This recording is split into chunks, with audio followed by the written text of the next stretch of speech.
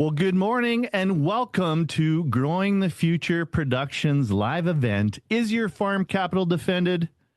Fortifying for a new lending reality. I'm your host today, Dan Aberhart, and thank you so much for joining us. And before we get rolling, I want to do some quick housekeeping. This session is being recorded. It will be provided later for your viewing pleasure if there's things you wanted to follow up on. We're in webinar mode, so your cameras and your microphones are off if you're in the audience, but please use the chat or the Q&A anytime. And this is going to be conversational. We don't have any slides. We're not running slides today. We're running ideas with some fantastic folks from a team that can help folks here in Western Canada reach their financial goals. I'm very excited about this session. So most farm families have built significant wealth over the past decade, but for many, a lot of that wealth is concentrated in land these days. So when capital is concentrated in one asset class, it's possible that flexibility can narrow. So how your capital is structured can influence the control, resilience, and long-term outcomes, especially when we're talking about generations in agriculture. It's a multi-generational business we're all in. We see it on my own family farm as well. So in this conversation, we're going to explore how does capital structure affect flexibility, and we're going to discuss some tools that introduce the concept of alternative forms of long-term capital. It's not directly tied to the land, and one of those is life insurance. So today is about reframing that conversation from something you pay for to something that you own.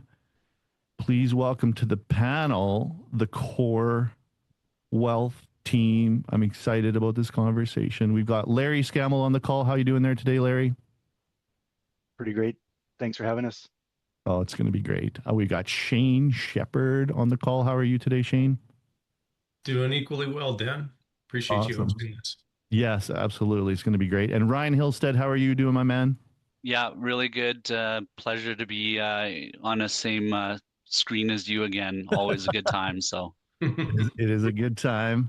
Yeah, we already got 2 Beyonce references out before in the green room, but we won't revisit that because it was just silly. It was maybe one too much, but I got to give the reward or the award to the best headphones on the call today. Kelly, you're rocking it.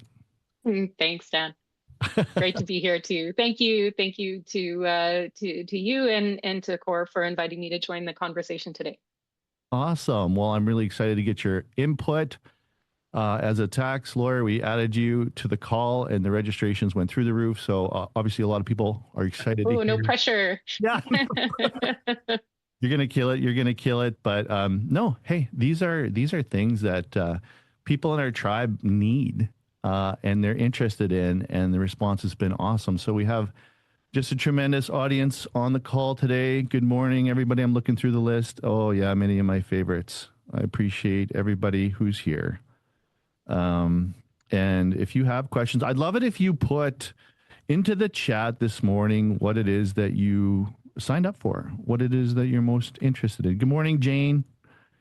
Thanks for helping make this webinar happen. So anyways, without further ado, Larry, I think you had something that you wanted to share by way of introduction that's really exciting, that's expanding your capabilities and speaks to growth and all that good stuff. Take it away, Larry.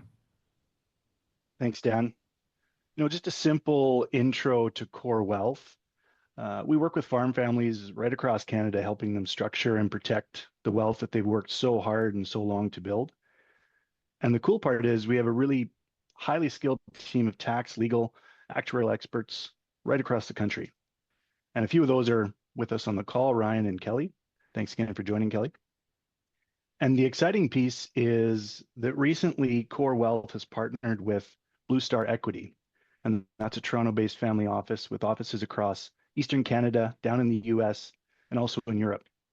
So to think about that, the partnership really strengthens our ability to provide multi-generational and cross-border insight, which is remarkable for a firm of our size. We can do all that while maintaining our independent relationship-first focus. But pardon the pun, at our core, we do remain focused on agricultural families and how their capital is structured and protected. Love it. We've got a comment here from Deneen Randell. Working on transitioning my parents out and want to make sure they're protected and minimize taxes all around. Always look forward to a new perspective. I too love transitioning my parents out, even as a non-farming sibling, so I can relate. And these are the kinds of things that get addressed in your process. And KOHR Wealth is very unique. It's kind of interesting meeting you folks and hearing about what you do, but can you give us a little bit of insight about where you're positioned, what you do, and what your speciality is, Larry? Absolutely. So, Shane and I intentionally built the company as a multidisciplinary firm.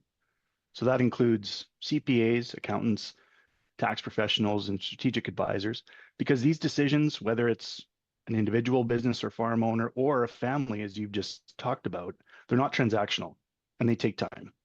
And they also take and require a good number of professional advisors to be around the table. So that's really what we've assembled. And while our primary role is to look after the insurable needs of our clients, that's not the only thing that we do. And with that, just on the topic of insurance, we do look at it differently, and we act and behave differently when we use life insurance. And that's something that I'm really hoping there'll be some takeaways on this call. So while some insurance is protection, other insurance builds capital and fortifies wealth. So we approach it from a balance sheet perspective. So we do have our accounting minds or our accounting hats on when we go into a new file with clients. And we always ask, how does this impact liquidity? How does it impact the tax exposure, succession planning, and long-term control of the family, especially when there's a handoff, so to speak? And again, you've talked about this from your own perspective, Dan. So anecdotally, and you can hold this against us if you want, we're from Saskatchewan, we have and follow what we call a 2-beer rule. And the beer doesn't have to be a beer. It can be a dinner, breakfast, glass of wine, whatever the case may be. Truth be told, if we wouldn't sit down and have 2 beers or 2 whatever with somebody, simply put, we just don't want to work together. This is long-term planning, and it's a relationship focus. So we really stick to that 2-beer rule.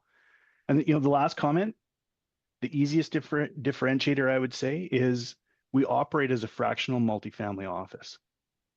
So what that means is we are capable of coordinating all of the planning requirements for every family that we work with, rather than just placing an insurance policy.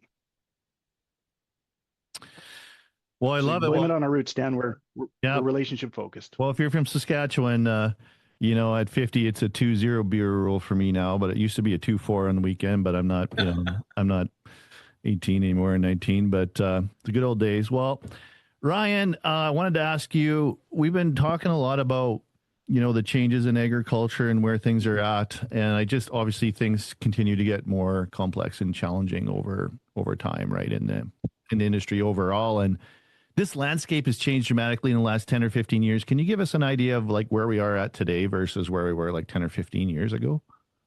Yeah, no, for sure. So, yeah, I guess why, I guess just a quick little introduction of myself. So, like Dan said, my name's Ryan Hillstead. I am a CPA. I joined KOHR here late in 2025. After 16 years in public practice, I worked with a firm that we were located all over Saskatchewan and got bought out by a national firm 6 years ago, or 5 years ago. So I spent 6 years as a partner with a pretty big ag clientele. So this was sort of my life for 16 years, was working with egg clients and sitting at the tables with them as they went through well, as we all know, being a farmer and being in the ag industry, it can sometimes feel like a bit of a roller coaster ride with big ups and big downs. But it is complex, right? Over the last even 10 to 15 years, we've seen land prices increase significantly, which has definitely positive impacts on your wealth, your balance sheets, the capabilities that you may have to leverage or borrow money to do other things within your operation. But it's also been, a little bit volatile in that we've seen some of the best prices and we've seen some of the worst prices in 20 years. We see increases in efficiencies with technology, right? Technology is just kind of boom taken off here, and people are utilizing that to try to be more profitable. And I think at the end of the day, Dan, so we did do a little breakout session at Convergence, and I think at the start of that, the great sort of starting point of the conversation was, why do we farm, or why do we do business? Just as a sort of overall question. And, there's lots of different reasons that are maybe financial, right? Just that's what my family did that. I've got, deep roots in the farming industry. But I think ultimately as we have evolved, and not just necessarily over the last 10 to 15 years, but I mean, it's also a business, and it always has been a business, but I think we're looking at it a lot more from that business lens. And when we think about it as a business, well, what's the end goal? And the end goal generally is to build wealth. And once we have built that wealth, we want to do things that try to protect that. And we want to continue growing our wealth. And so that's sort of where I've seen ag, trending and going here over the last 15 years. The other thing that we all, and I'm, the first question was talking about transitioning your parents out, right? We have some big transition periods coming up. I can't remember the number that I saw, but something like $50 billion worth of farmland is set to be transferred here in the next decade. So that's a big number, and that's a big topic. And I definitely found, especially in the last 5 to 7 years of my career, and more so in that partner role, there was a lot of conversations around estate planning, succession planning. How can I set myself up to, keep more of that money for my family? And in that context, it was more based around taxes, right, and tax planning. And so that was that was my world. And I kind of had this, I'm using my hands here to show that I had this sort of narrow view of what we could do, right? And it was based on what we had available, basically from the tax, from a tax planning point of view.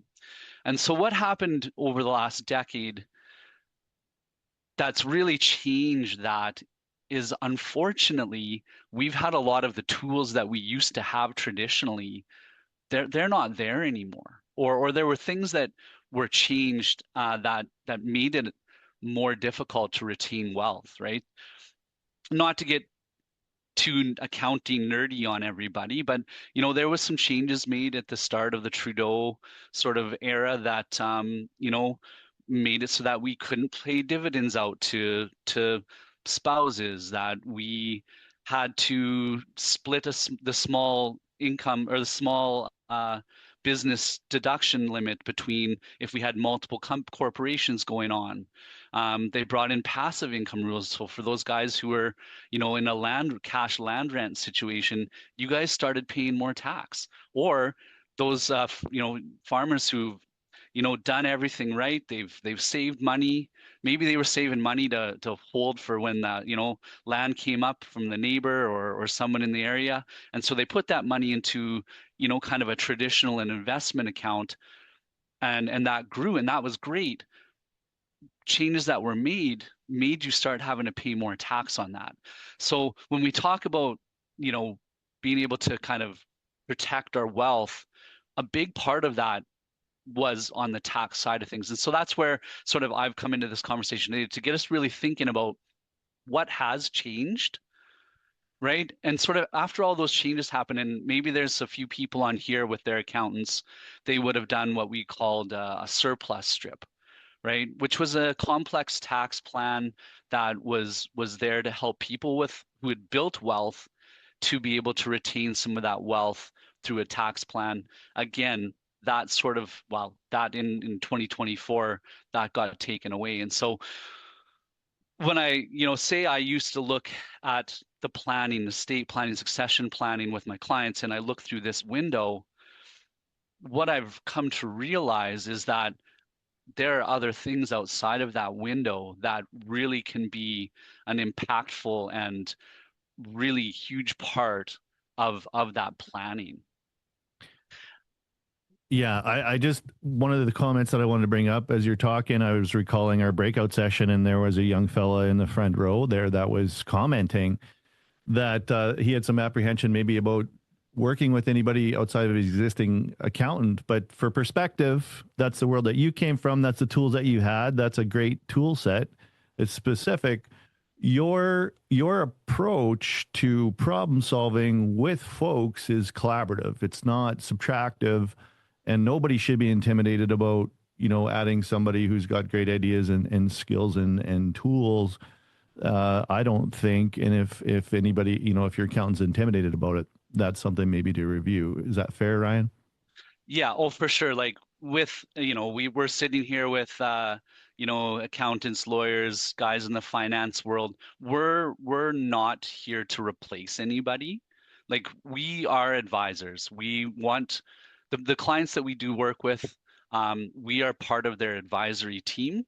When we do bring, and again, we can talk a little bit about the life insurance. We'll get more into that as we kind of get into this, the rest of this webinar. But when we do start planning and we bring in the expertise that we bring in, which is a whole life strategy, we aren't shying away from saying, hey, let's, we've maybe had the 2 beer or the 2 coffees. Let's have a third one with your accountant and your lawyer or whoever it is that you trust as your advisors.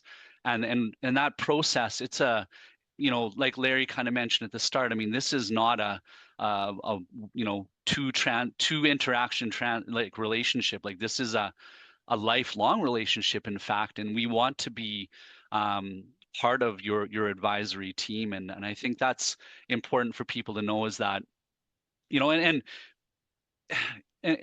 when I keep doing this with my hands, which I know looks weird. You must be a fisher. You fish a lot, or I don't. Yeah, this is how. Well, yeah, you know how that goes, Dan. It was, yeah, but one of the things that, one of the things that I guess,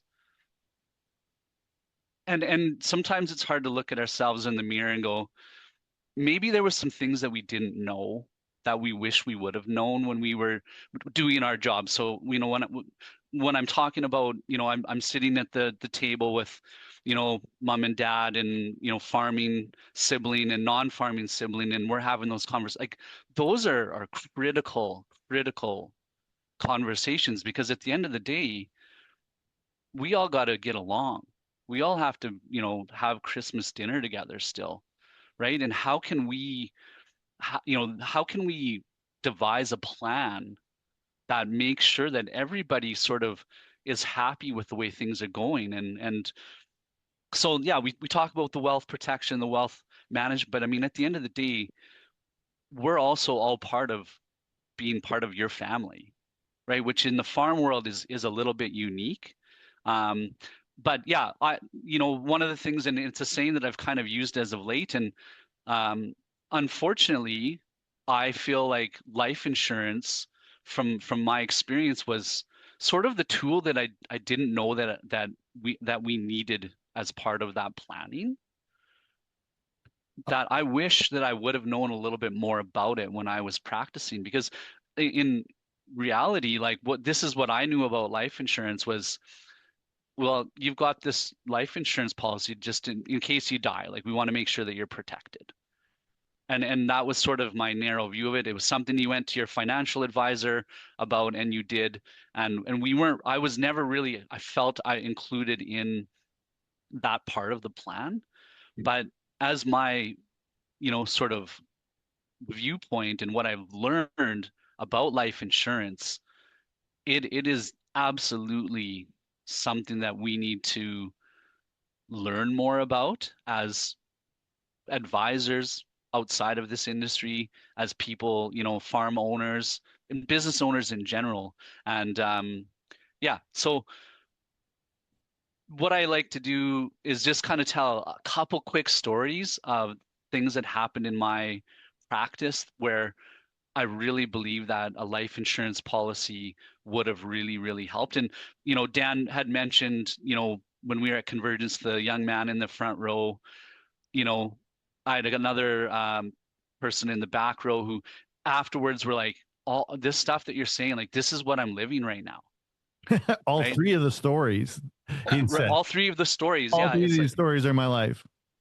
are on my life. And it's like, almost like that, like aha moment, like, holy cow, there's lots of people out here who have all these same issues. And we're looking for solutions, right? We're looking for solutions to the problem. And I don't like the word problem, but what we have going on in our business, in our life. And so, the three that I told, and I'll retell them in a very quick manner, because we've got lots of other awesome people on here who are going to talk to you. But the one and this is the thing, it's so complex and so dynamic, the farm family, everyone's different, right? So the one, and I call this story the Uncle Gordon story, right? Everyone's got, right, that uncle in the farm world, that and this particular uncle, he was a bachelor, right? So again, a little bit different, but Uncle Gordon, he had a successful farm operation. He did everything right. When he passed away, in his will said, certain nephews and nieces were going to get some farmland, certain nephews and nieces were going to get some cash.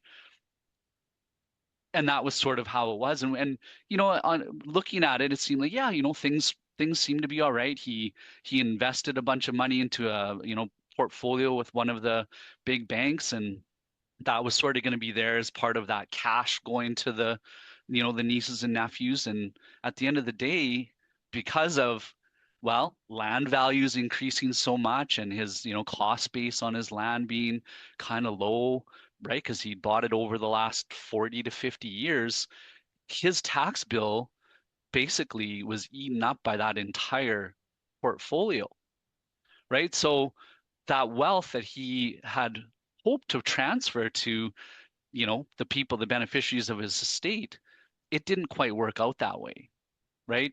And he had a $250,000 life insurance policy that, was there to help out a little bit. But yeah, he burned through basically through a $4 million investment portfolio. So that's, that's a story. Sometimes we don't have those intergenerational rollovers, which is a great tool, which we still do have.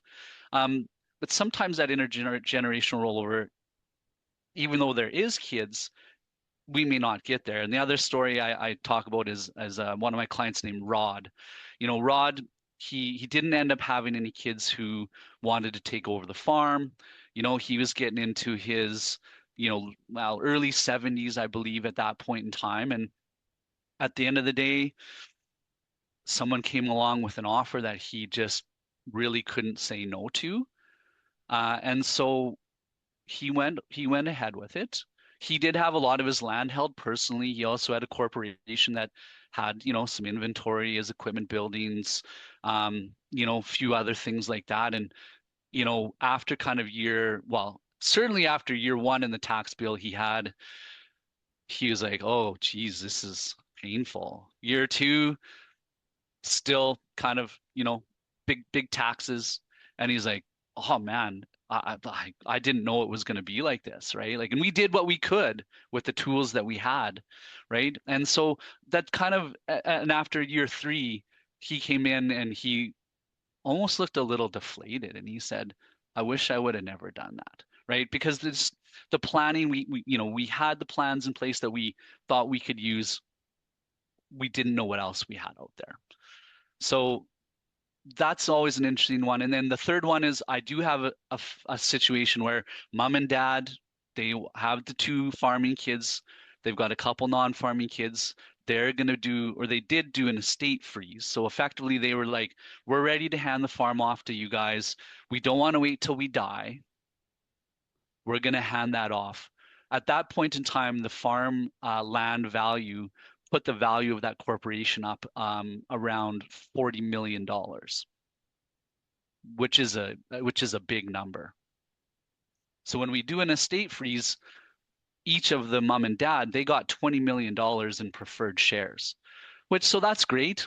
Right now, it's fine. Is the farm going to be able to pay out $40 million of the preferred shares before they die? Highly unlikely. So when mom and dad do die, there's going to be a big tax liability. Where's that money going to come from? How is the farm going to be able to afford it? Are they going to have to sell land to pay off the tax bill for it? Possibly, probably, actually. Right? So, and who wants to be in that situation where you're going, we got to sell stuff here to pay this off.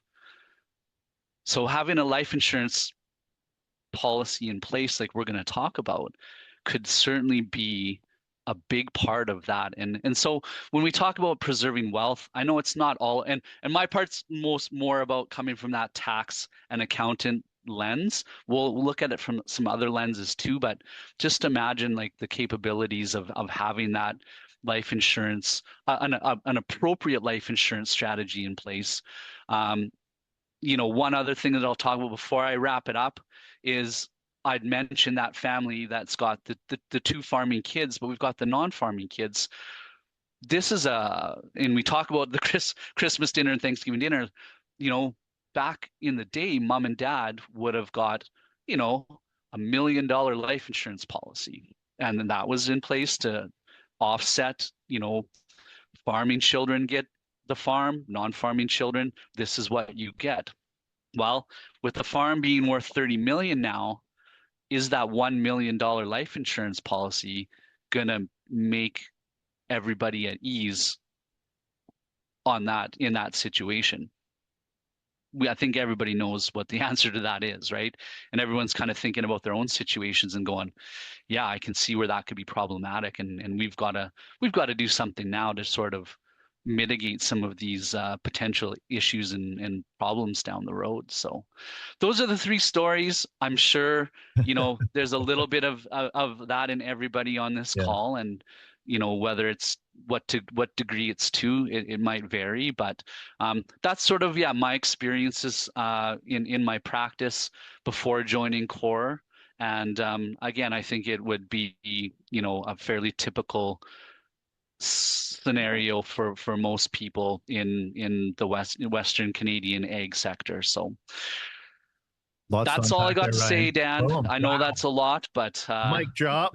Mic drop. No, that's wonderful, and I can really relate to a lot of what you shared as well. And it just makes me think about a couple things. I mean, I think Ray Dalio talked about if you could go back in time and reverse the 3 top mistakes in your life. And you're talking about some folks that maybe missed opportunities or didn't know. And I know in our family, we were talking about this earlier on the call when I was with Kelly and Jane and yourself. In our family, I think about, are we missing opportunities about things that we don't know, if there's not visibility on these things, or we haven't been introduced to these tools, if there isn't a level of trust to explore them? I think that's what I like about working with yourselves. That level of trust. You talk about the 2-beer rule. Find out what's out there, because the unexplored opportunities could become one of your biggest mistakes that you make. And the regret, I think it was the second guy you talked about, that feeling of regret for I shouldn't have done that, once you can't take something back or you didn't know because you didn't have the knowledge, is visceral and will live with you forever for the rest of your life. That's true. You're gonna have to invest in therapy to get over it, folks. You don't want that. You want to have the money. You don't want to have to pay for therapy. Anyways, I digress. But that's what I kind of think about for us. Have we explored all the tools? Do we know? Because you start talking about tens of millions of bucks. Like, this is huge dollars, life-changing stuff for everybody involved. And it's all well and good at the kitchen table or, Christmas, until, feelings can get hurt over $10 million. Feelings can get hurt over 40 million. I mean, just watch the Beverly Hillbillies, folks. That's all I got to say. Anyways, so let's get down to it.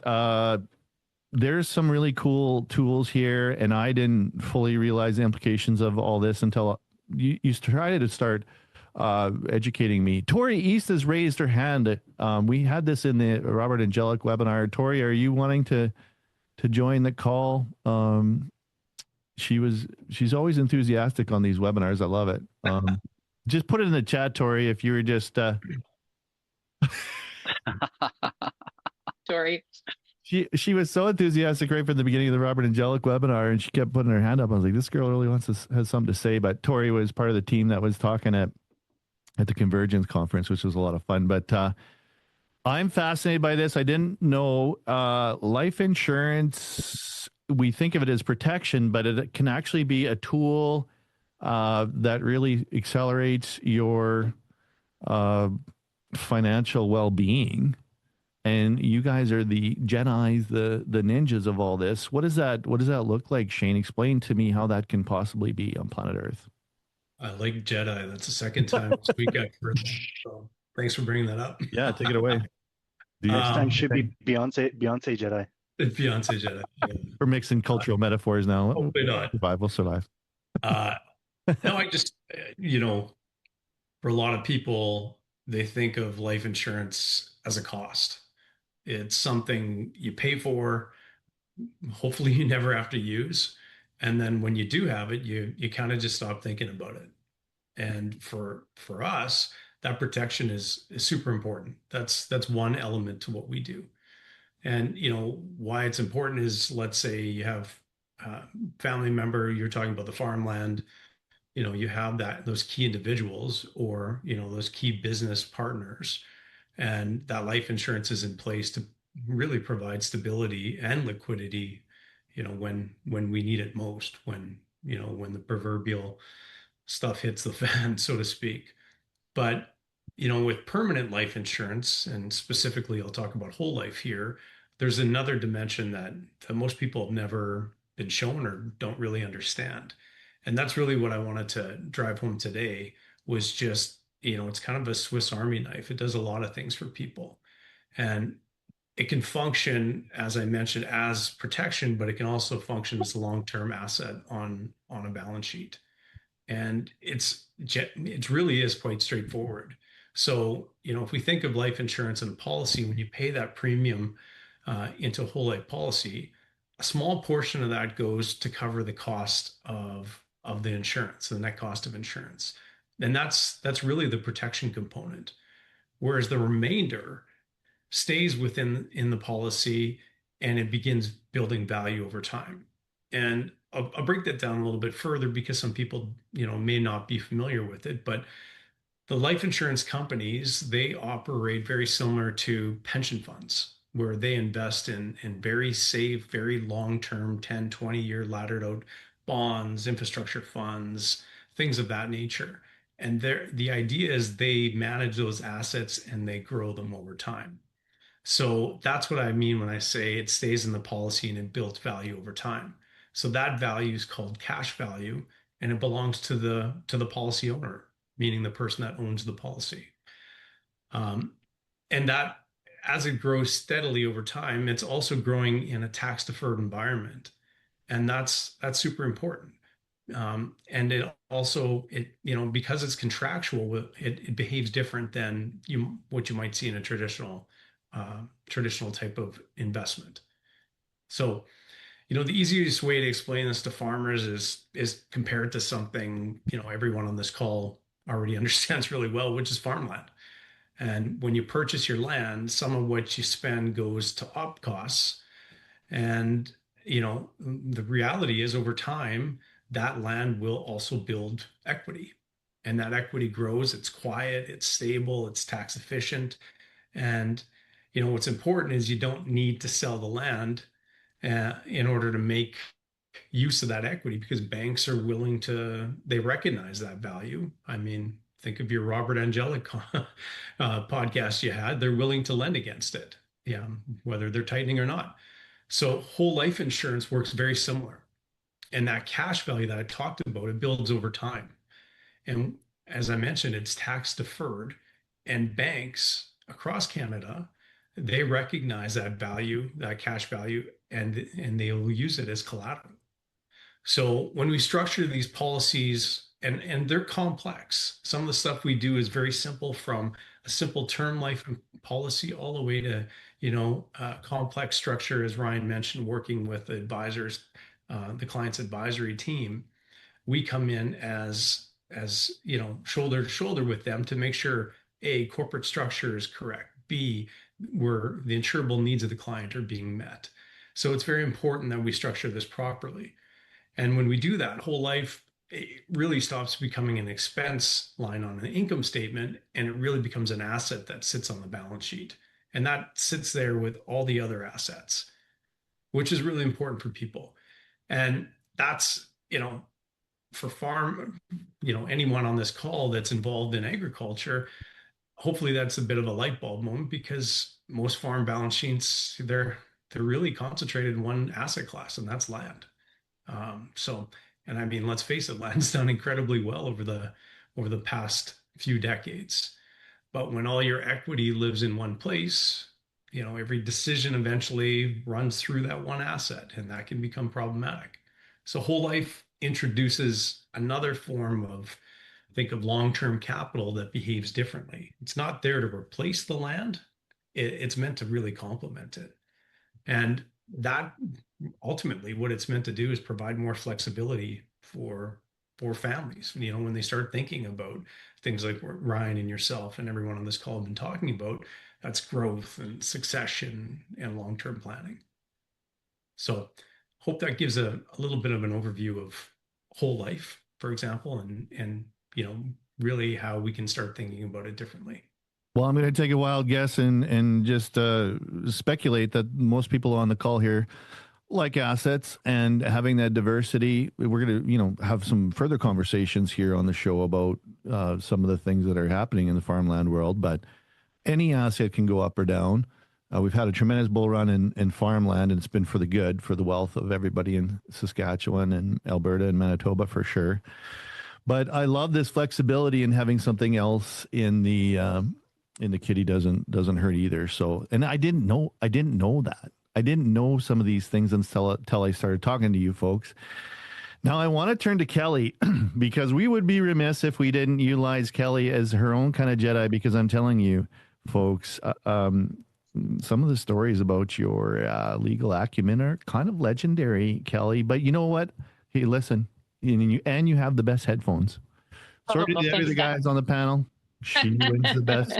She's the coolest headphone person. But what impressed me about you, Kelly, was when we talked, you said something I'm sure everybody can relate to. You said, my bigger why, my role is to protect my husband and my children, my family. You are a warrior, and I really respect that. And it's for a noble cause, helping people, protect their survivability, their thrivability. Which is really important. And especially, coming from Saskatchewan, coming from a farming family. I mean, I spent more than a few summers during my childhood at my grandparents' farm up by Tisdale, right? So for me, the work that I do, again, helping people really make a significant difference in their lives by using the tools and expertise I have to make a significant difference to their bottom line, which means their farm survives to the next generation, which means that, they have funds to be able to equalize non-farming children and, protect their earnings and, facilitate those intergenerational transfers, again, so the farm continues to the next generation and beyond. So for myself, I find my work very fulfilling and very interesting. Certainly tax law is very complicated, and taxation of insurance is no different. So not all insurance advisors have a tax lawyer on call, certainly, but KOHR does, and that's me. And so I help KOHR customize insurance plans that solve problems and provide real value to KOHR's clients outside of just getting cash in pocket when you die. So given the complexities of insurance and the taxation of insurance, buying insurance isn't always a straightforward exercise. Insurance is not an asset that's taxed like other investments, like shares or mutual funds, as Shane was discussing. It's a very special kind of asset from a tax perspective, and there are a lot of special rules that apply. And these special rules make insurance a tax preferred asset, or what I would consider a tax preferred asset, which is somewhat similar to how there are special rules in place for farmers and for their farming assets. And as Shane alluded to, the most unique aspect of how insurance is taxed is the fact that it's not really taxed, kind of. Life insurance benefits from a tax-deferred growth regime, and that's that cash value that Shane was mentioning, how it grows without tax over time. And then there's the really great aspect of a tax-free cash payout when the person who's insured under the policy passes away. So again, this cash value, the investment component of a whole life policy, will grow on a tax-deferred basis. You don't pay tax on the growth over time. And again, if the policy is held until death, then those proceeds are received tax-free. If you have a corporation that is receiving those proceeds, then that corporation will then be able to pay proceeds out to shareholders tax-free as a capital dividend. And there's nothing better than capital dividends from a tax perspective. So of course, this then creates significant planning opportunities for entrepreneurs and business owners, including farm families. When it comes to figuring out the proper or the best solution in terms of how the insurance should be held, how it should be paid for, how are you going to get your proceeds on death out to where they need to go, the key is collaboration.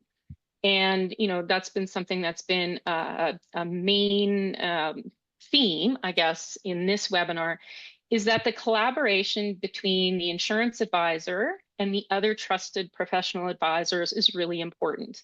As an insurance advisor, what KOHR does and what we do is really take the expertise and the knowledge of your financials and your tax situation and everything else that your trusted accountant and your other advisors will have, and we dovetail and we layer over top a really great plan for insurance that then meets your needs and solve your problems. So, and I know that Ryan was maybe hesitant to use the word problems, but the point of life insurance is to solve problems. So don't buy a product, buy a solution. So life insurance, it can be complicated, and all of you will have unique concerns and objectives that a good insurance advisor needs to consider, again, in collaboration with your accountant, your lawyer, other trusted advisors, so that you can get the most and best benefits from your life insurance. So long as the right decisions are made at the beginning of the planning process, you can solve a lot of problems with life insurance with, not too much effort. It'd be the concerted efforts and of your team, including your life insurance advisor. But these plans really need to be well thought out and considered at the beginning. So you do need a holistic approach in terms of, what kind of insurance do you want to buy, and then where do you hold it? So KOHR brings people like me to the planning process to work with you and your advisors to ensure that, again, everything is layered in well with your existing business structure to solve the problems that keep you up at night. Insurance can be a standalone product, but I think there is a lot of risks in viewing it that way. You could go to your brick and mortar corner insurance agent and pick up a life insurance policy probably early and easily enough. But in doing so, you are going to expose yourself to risk of missing out on great opportunities. So there is going to be an opportunity cost in terms of not utilizing your asset to give you the highest rate of return, and leaving benefits on the table, so to speak. You also do run the risk, and especially with farming families who, again, are able to enjoy special intergenerational transfers and other really tax advantageous benefits.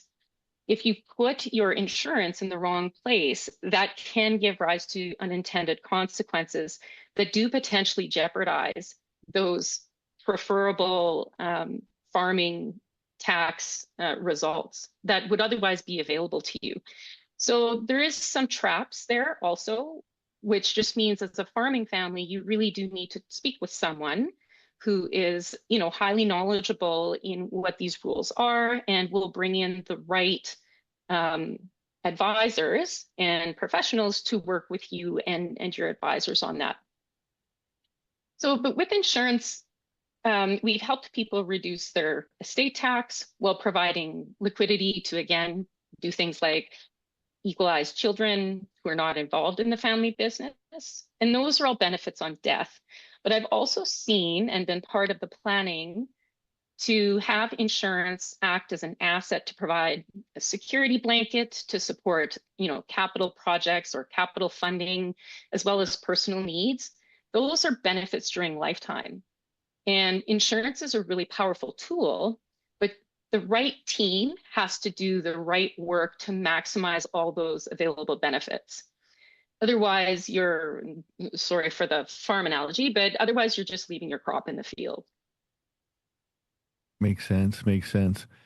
No, I really love what you're saying. I'm really fired up right now. And if I make $10 million on this podcast, I'm going to come see you immediately, Kelly. As you should. Because I'll be like, what should I do with this, Kelly? What do I do now? But one thing that you said, I just want to comment on, and it's from a recent conversation with my friend Jeff Bennett, who's coming out in the podcast shortly. It's just survivability is the number one thing. Like when he's thinking about his number one job of a 45-year-old man on the farm, and him and his wife, like they want to pass it on to the next generation. That's the number one thing. And I think working with the right folks dramatically increases your odds of that. And we've got a question here from Carol. Excuse me.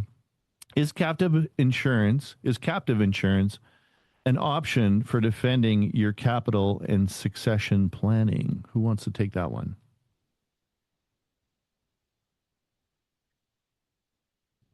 Kelly, you want to touch on that? Sure, yeah, I can touch on that. So captive insurance is a very sophisticated option, which is appropriate in various circumstances. What I would say, would it be worth it to, perhaps the average farm family to go through to create their own captive for insurance purposes? I'm going to say probably not, but I think it really depends on what you're trying to achieve. If you're wanting to defend your capital and succession planning, maybe that is something you should consider depending on your exact circumstances and the nature of your operations and what your assets look like. So it may be, but that is a little bit beyond, I think, what we are speaking about here in the webinar. But it is a sophisticated option, which does come with it a great level of compliance and a lot of ongoing requirements to properly maintain. Yeah, it's a lot like agronomy. Their classic answer that prefaces everything is it depends, because obviously there's so many variabilities in plants and soils and all that. But Carol, you should have a conversation with these folks about your particular situation. Nancy Jones is asking, do insurance companies and insurers ever go broke? Could you lose this asset on your balance sheet? That's juicy. Great question. I can take that Great one. question. Okay, go ahead. So since the inception of insurance companies in Canada, there's only been one instance where an insurance company has went belly up. And that was, forgive me, I think it was the 40s or 50s. And at that point in time, another insurance company came in and bought up all their assets. So nobody lost any money. They didn't lose their policy. And I'll give you an example, the likes of a Canada Life and Sun Life, they've been around since like 1860s. They're one of the, legacy type of institutions in Canada. And so, yeah, we haven't seen that. That's not one of the risks that we identify. So I would just say, no, that's probably that's not a risk that we would expect. Probably like Yeah. Coca-Cola and Santa Claus not going away anytime soon. Taking a while to out there. Close. Kelly, you had a comment? I do, yeah. I'll add that, the insurance companies in Canada are highly, highly regulated to protect against that kind of situation. And they are under very strict requirements in terms of how their assets are managed and how their liabilities are managed, even more importantly. And the insurance companies do pay into a fund that is there, similar to how, like the Canadian Deposit Insurance Corporation insures deposits with banks. So there is a regime very similar to that, which does provide a further backstop to protect consumers in the event of something like that happening. But I would agree with Shane, like something like that happening here in Canada is incredibly remote. Oh, it's awesome to live in a country with great regulations. It's not exactly the Wild West out there, and it facilitates business when you have the kind of infrastructure where you can Stability. Bounce a puck off the boards and you know which way it's gonna go. It's not gonna go into the ether. Great questions, folks. I really appreciate that. Get them in here before the top of the hour. I think we're getting close to wrapping this bad boy up. Great conversation. Just wondering, yeah, there was a few. Yeah, I just wanted to just piggyback off a couple things that Kelly had said there. And again, kind of coming from that, we talk about, like, obviously there's some good things in the Income Tax Act that help farm families when they're transitioning to the next generation and whatnot. But one of the things that I think we've talked about, and it's a little bit of a wild idea, and one that I think is good to consider is, with these intergenerational rollover rules, right? So, I mean, people on here you might be second generation or third generation of your farm, where your, parents, grandparents, great-great-grandparents, whatever it may be, have effectively just been kicking the tax liability can down the road, and now you're holding that can. Or you may be the one that's going to be holding that can next. And so, if we look at the history of our tax rates in Canada, they certainly have not gone down. And if we look at history, have a graph? Do we want to get the graph out? Well, we don't have a graph. Yeah, we don't even want to look at the graph. We don't ruin hump day here. Right. So, I mean, when we think about things so again, when we really think about the core of preserving our wealth as a business owner, there's a lot of different things to think about. And again, with the farm family passing that tax liability down the road, we've got some wild, and when I mean wild, I mean they are, because we just haven't really thought of it this way. But one of the benefits of an insurance policy like we can put into place as part of our strategy can actually stop that can or slow down that tax liability that is getting passed down, because at the end of the day, maybe you're at the point that you're like, you know what, I would love to stop passing down that tax liability. Would there be something that I could use that we might be able to do that, right? And so, it is a life insurance strategy. So just one other last point, and Shane, I don't know if he was or Larry was gonna mention this. Life insurance, there are factors in getting a life insurance policy, right? Age, health, things like that. We love to put people into policies, under the age of 60. We have put people into policies up into their early 70s. Of course, it looks a little bit different, but it's never too late, but it's also never too early to start that planning, is maybe one of the takeaways that I want people to think about. There's lots of things that I'd like them to think about as they leave this conversation, but yeah, I think it's never too late, but it's also never too early to start that planning. Yeah, and it's only 2 beer. I mean, no animals were harmed in the making of having 2 beers. But I did want to put out mathematically, if it's you and KOHR Wealth and your accountant, that's 6 beer. I know we weren't going to get into the math. I just wanted to clear that up. That was 6 beer on the bill. Okay, let's bring this home. Shane, what do we want to take away from today? Wrap it up, bring it home, land the plane. On the plane. I think I think there's a few things as we mentioned on this call, the tax environment and really the tax tools that are at our accountant's disposal, they've changed and it's not the same landscape anymore. So it's getting tougher and tougher to find efficient ways to plan. And that's what Ryan had alluded to. And the second thing would be timing. Like yesterday is always better than today. It's like buying real estate. When's the best time to buy real estate or land? Yesterday. And that's kind of the same thing here. And Ryan alluded to that in terms of getting approved for an insurance policy and what that means in terms of cost. Because as you get older, and let's face it, stress comes with that age, with success, then maybe there's an additional cost to that insurance because the risk is increasing for the insurance company. And then lastly, it's just, we want people to think about how they're structuring their capital. And that matters just as much as the amount of capital that you have. And like we said, farm families across Canada, they've built a lot of wealth. They've done an incredible job. And most of it's been through land ownership. And there's also been a lot of challenges because of that. I mean, we talked about what that means in terms of estate equalization. And as the land values increase, that also means the concentration of wealth in a single asset class is also increasing. And that will affect and create a lot of pressure because now every decision, every major decision in terms of growth, succession, retirement, as I mentioned, this equalization for children, your estate taxes, it's all based on that same asset.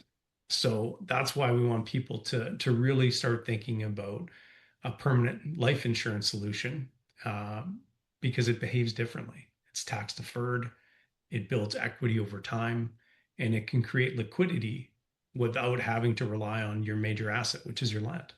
So really, what does that mean for people on this call? It's flexibility.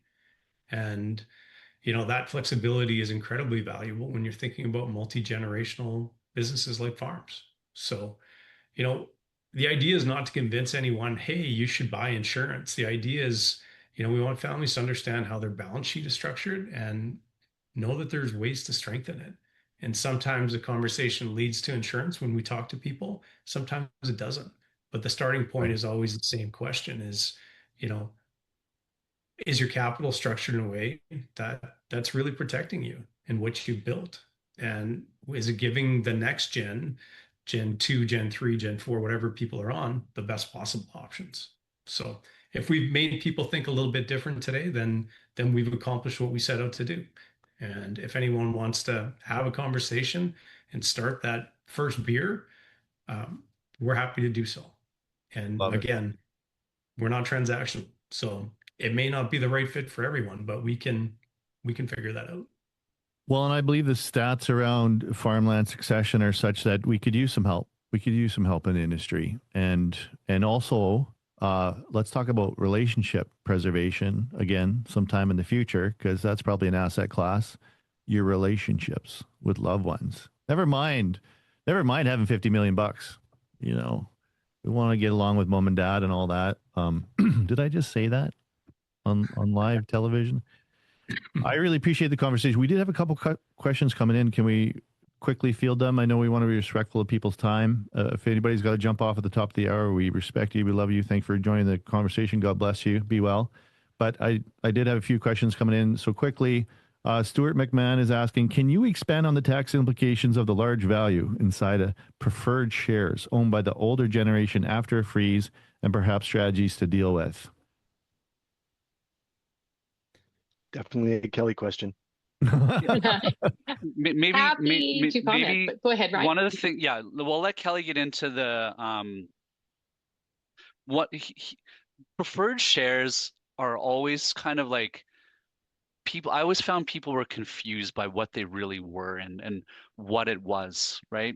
Because we see it all the time. We see estate freezes, and when you do an estate freeze, the result is that someone gets these preferred shares. And the way that I always try to help people understand what preferred shares are is, if you went and you sold your farm or your business to a third party today, there would be an immediate taxable event right now, right? It would be a capital gain on the value that, you know, the shares of your company were, and you paid $100 for them when you incorporated it. You've got a capital gain. You would pay that today.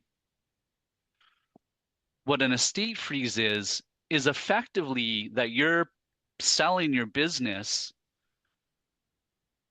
but you're going to do it and you're going to stretch the tax liability out over a longer period of time. And what happens is you get those preferred shares, and when you redeem your preferred shares, let's say you have $1 million preferred shares, and your plan is to redeem 100,000 each year for 10 years. You're just basically spreading out that tax liability over that time period instead of a one-shot taxable event, like if you sold it to a third party in that manner. So sometimes that's the thing that people need to understand about preferred shares, is that's what it is. You're not paying tax. You just now have a tool or a mechanism where you can spread that tax out over time. So instead of $1 million taxable event in one shot, you get a $100,000 taxable events, which of course you would hope, or the idea is that you're paying tax at a lower tax bracket. Okay, so that's sort of what preferred shares are, just for context. And then maybe we'll let Kelly interject. Not interject, but support is what I would say. So, so I agree. The preferred shares issued in a freeze, really, you're locking in the value of the older generation that they've built in the farm up to that point. So, you know, whatever that value might be, mom and dad continue on to you know, hold that value. And as Ryan mentions, you know, part of how then you deal with the tax that would arise on the those proceeds, if you will, is to do redemptions over time, which hopefully then reduces the overall tax burden that you would see otherwise from receiving all your proceeds all at one time. So part of the issue is that, okay, there is going to be tax payable on those proceeds when mom and dad redeem their shares. But the other problem is what happens if mom and dad end up with very large value of preferred shares in their hands on their death.